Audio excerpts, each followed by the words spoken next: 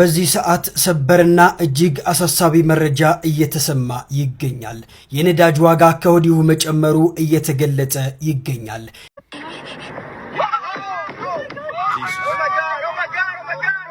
አሁን የተመለከትነው ፎቶ ቪዲዮ እንግዲህ በባህሬን ውስጥ የሚገኝ የዩናይትድ ስቴትስ ቤዝ ወር ደግሞ የአሜሪካ ቤዝ ላይ ልክ የኢራን ሚሳኤል ኢምፓክት ሲያደርግ የተቀረጸ ቪዲዮ ነው። መካከለኛው ምስራቅ ላይ የቀራት ሀገር የለም ከኦማን ውጪ ከኦማንና ከየመን ውጪ የቀራት ሀገር የለም። ኢራን ሁሉም ላይ ነው ሚሳኤል የተኮሰች የምትገኘው በአሁኑ ሰዓት ላይ እና አሜሪካ ሳይድ ደግሞ እየወጡ ያሉ ፎቶዎች አሉ። የምትመለከቱት የአያቶላ አሊ ካሜኒ ይኖሩበታል ተብሎ የሚታሰብ የነበረ የአያቶላ አሊ ካሜኒ ኮምፓውንዳቸው የእሳቸው ኮምፓውንዱ በጥቃት ተመቶ ፈርሶ ደግሞ ፈንድቶ የሚያሳይ ጭስ ያለበት ማለት። ነገር ግን በወቅቱ ካሜኒ በቦታው አልነበሩም፣ ሌላ ቦታ ነበሩ። ካሜኒ እንግዲህ እነሱን አልመጡ። እስራኤል አሁንም በቀይ ዶቶች ተጠቅልቃለች፣ በቀይ ነጠብጣቦች ተጥለቅልቃለች። እንዳለ በጠቅላላ ሚሳኤሎች ሲተኩሱ በቃ እንዳለ እስራኤል ቀይ እየበራች የምትገኘው እንዳለ ሲቲዝኖች ደግሞ ዜጎች እየሮጡ ወደ ባንከር እየገቡ ነው የሚገኙት። በተለያዩ የኢራን ክፍሎችም እንደዚሁ የአሜሪካና የእስራኤል ኮምባይንድ የሆነው ደግሞ አንድ ላይ ሆኖ የሚያደርጉት ጥቃትም እንደዚሁ ተፋፍሞ ቀጥሏል።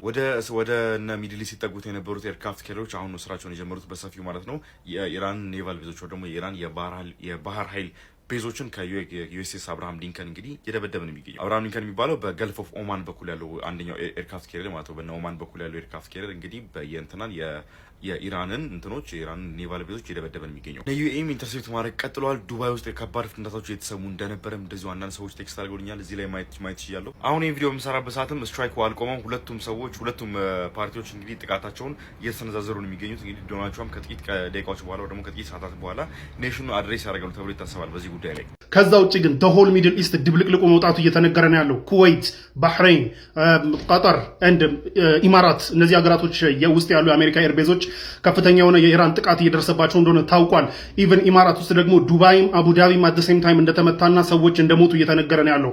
አሁን እየወጡ ያሉ ሪፖርቶች እንደሚያሳዩት ከሆነ እስከ 6 የሚደርሱ ሰዎች ኢሚዲየትሊ እንደሞቱ እየተነገረ ነው ያለው። ገና ዴቨሎፒንግ ነው። ገና ይሄን ቪዲዮ ስሰራ 4 ሚኒትስ ምናምን ቢሆን ነው ይህ አታክ ዱባይ ላይ የተደረገው አታክ ከደረሰና ዱባይም አቡዳቢም እንደተመቱ እየተነገረ ነው ያለው። ከዛ ውጭ እንግዲህ ኩዌት፣ ባህሬን፣ ቀጠር ሆል ሚድል ኢስት ሙሉ ለሙሉ ግልብጥብጡ እንደወጣ ነው እየተነገረ ያለው። ኢራን ኢሚዲየትሊ እንደዛተችው እንግዲህ ኢሚዲየትሊ እጅግ በጣም በፍጥነት የአሜሪካን ኤርቤዞችን ወደ ማውደሙ እየገባች ነው ያለችው። ኤንድ እስራኤልም ላይ ደግሞ ጥቃቶችን እየፈጸመች ነው ያለችው። ኢራን ኢዝ ኢራን ባይ ዘ ዌይ። ኢራን ሌላ ሀገር ቢሆን እንግዲህ ምን ያህል ቤንድ እንደሚያደርግ አስቡት። አሜሪካና እስራኤል ኮኦርዲኔትድ የሆነ አታክ ፈጥረውባቸው ምን ያህል ቤንድ ሊያደርጉ እንደሚችሉ ግን አስቡት። ኢራን ግን አት ዘ ሴም ታይም ሁለቱን ሀገራት ብቻ ሳይሆን የሚድል ኢስት ሀገራት ውስጥ ያሉ ታርጌቶችን አት ዘ ሴም ታይም ሳይመልታኒየስሊ መምታት መቻሏን እያሳየች ነው ያለችው።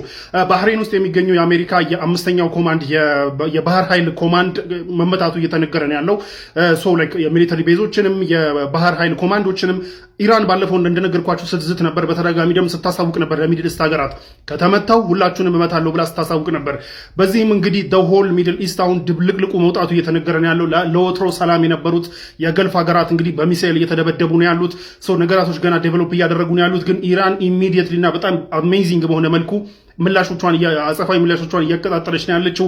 ዴቨሎፒንግ ስቶሪ ነው። አይ ገስ ዊ ዊል ሲ እነግራቸዋለሁ። ሌላ አሁን ደግሞ እየተሰማ እንዳለው ከሆነ የሳውዲያ ዋና ከተማ ሪያድ ውስጥም ከባባድ ፍንዳታዎች እንደተሰሙ እየተነገረ ነው ያለው። ኢራን እንደዛተችውም እንግዲህ ሚድል ኢስት ላይ ያሉ ሀገራቶችን በሙሉ ውስጥ ያሉ የአሜሪካ ቤዞችን በሙሉ እየደበደበች ነው ያለችው። በቅድሙ ቪዲዮ ላይ እንደነገርኳቸው ቀጠር፣ ኩዌት፣ ባህሬን፣ ኢማራት ደግሞ ዱባይና አቡዳቢም አት ዘ ሴም ታይም መመታታቸውን ነግራችሁ ነበር። አሁን ደግሞ የሳውዲያ ዋና ከተማ ሪያድ ውስጥ ፍንዳታዎች እየተሰሙ እንደሆነ እየተነገረ ነው ያለው። ባለፈው እንግዲህ ኢራን በተደጋጋሚ ስትዝት እንደነበረው እኔ ብቻዬን ከተነካው ሚድል ኢስት ላይ ያሉ የአሜሪካ ቤዞችን በሙሉ እመታለሁ ብላ ስታስፈራራ ነበር። ይህንን የፈሩት የሚድል ኢስት ሀገራቶችም ልመና ውስጥ እንደነበሩ ታውቃላችሁ፣ አሜሪካና እስራኤል ጥቃቱን እንዳይጀምሩ። ነገር ግን ያው ኮኦርዲኔትድ በሆነ ወይ አሜሪካና እስራኤል ጥቃታቸውን መጀመራቸውን ተከትሎ እንግዲህ ኢራን ዛቻ ብቻ ሳይሆን በአክሽን እንግዲህ ታሪክ እየሰራች ነው ያለችው። እስራኤልንም አሜሪካንም አት ዘ ሴም ታይም በጣም በተለያየ በስካተርድ በሆነ በተለያዩ ሎኬሽኖች ውስጥ ያሉ አሜሪካ ቤዞችንም እንዲሁም እስራኤልን እንግዲህ የተለያዩ ሀገራቶች ውስጥ ያሉት ቤዞችን ነው አት ዘ ሴም ታይም እየቀጠቀጠች ያለችው እና በጣም ታሪክ እየሰራች ነው ያለችው። ነገር ግን ያው ፍንዳቶች የተሰሙ ቢሆንም አሁንም ሪዛልቶቹ ምን እንደሆኑ እስካሁን ድረስ የታወቀ ነገር የለም።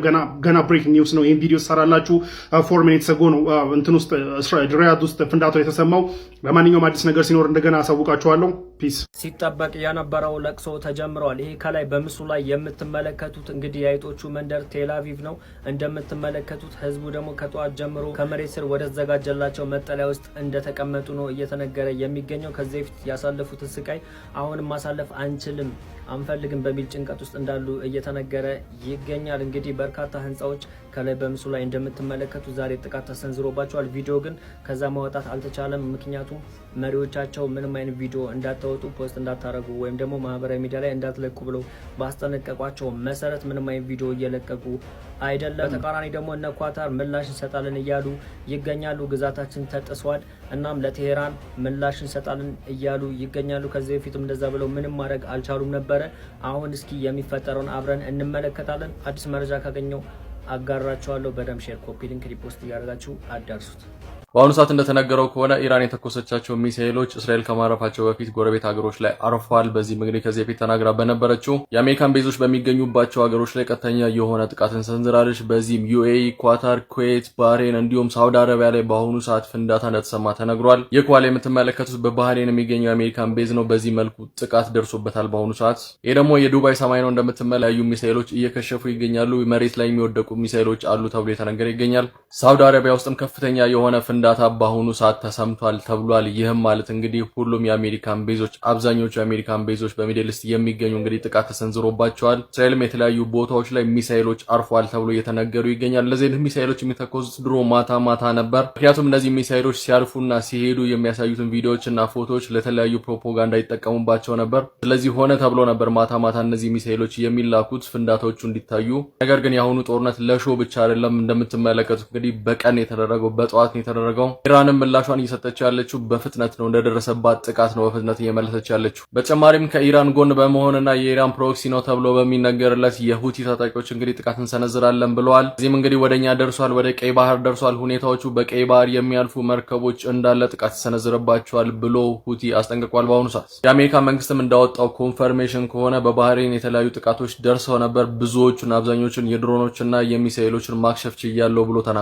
በአሁኑ ሰዓትም ከኢራን አመራሮች እንደተነገረው ከሆነ ከዚህ በፊት ታይተውና ታስበው የማይታወቁ መሳሪያዎችን ወደ መጠቀም ገባለው ብለው ተናግሯል። ምን አይነት መሳሪያ ይሁን ኢራን ያላት? የዓለም ህዝብም እጅግ በጣም ዝም ብሏል። ማንም ገላጋይ እስካሁን ድረስ አልተገኘም። ከገላጋዩ የበለጠ ጦርነት ላይ የሚሳተፉ ሀገራት በየጊዜው እየጨመሩ መጥተዋል። ብዙ ሀገራትን እያሳተፈ መጥቷል። ይህ ጦርነት አዲስ ነገር ካለ ማሳወቃችሁ ይሆናል። ኢንፎርሜሽኖቹ እንዲደርሱ ፎሎ እና ላይክ ማድረግ እንዳትረሱ።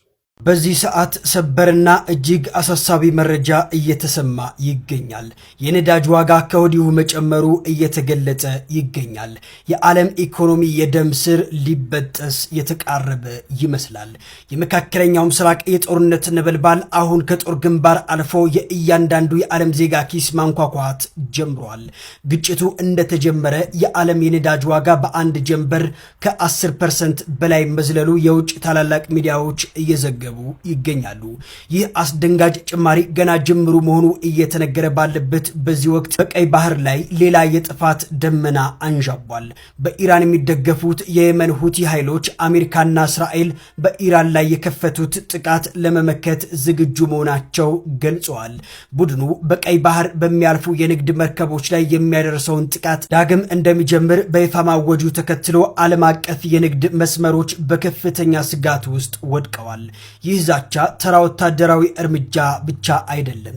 የነዳጅ ዋጋን ሰማይ በማድረስ እና እንዲሁም ደግሞ የሸቀጦች አቅርቦት በማስተጓጎል በዓለም ላይ የኢኮኖሚ ጦርነት የማወጅ ያህል እንደሚቆጠር እጅግ በርካቶችም እየገለጹ ይገኛሉ።